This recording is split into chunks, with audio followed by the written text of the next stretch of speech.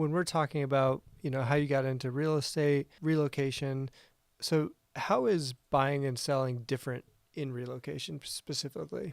Honestly, I feel like it's really different in relocation. So, especially when you look at buyers, right? Oftentimes the buyers are moving from a different state, a different market. So they're used to doing real estate in a different way.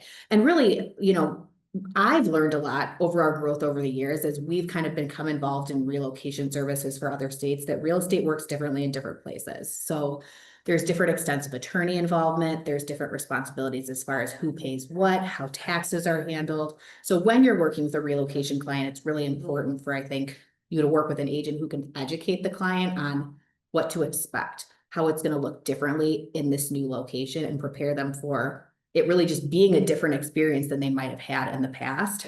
Obviously, there's the time constraint too. So these people have to move quickly. So they have to work with an agent that's confident in educating them quickly, helping them, be aggressive in making an offer and meeting their goals. And I think with sellers, it's the same thing, time constraint. They don't have the luxury of waiting out seasonal changes and figuring out when might be the best time to put a home on the market. It's finding an agent who can do it then, how to prep the home, how to price the home, and get them to the new location. So I feel like there are a lot of kind of big differences there.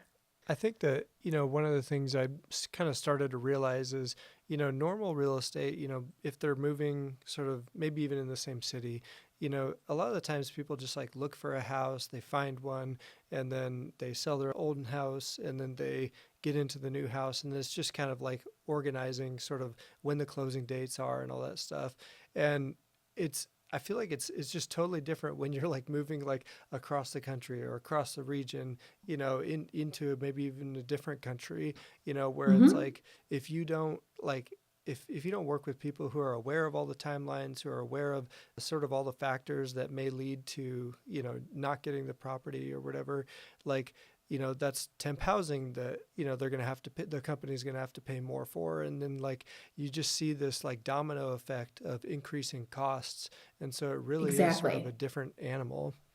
Yeah. And working with people that are collaborative and willing to work with the other person on the other side, right? That might be across the country or across the world to make sure you have like this team effort of getting the job done.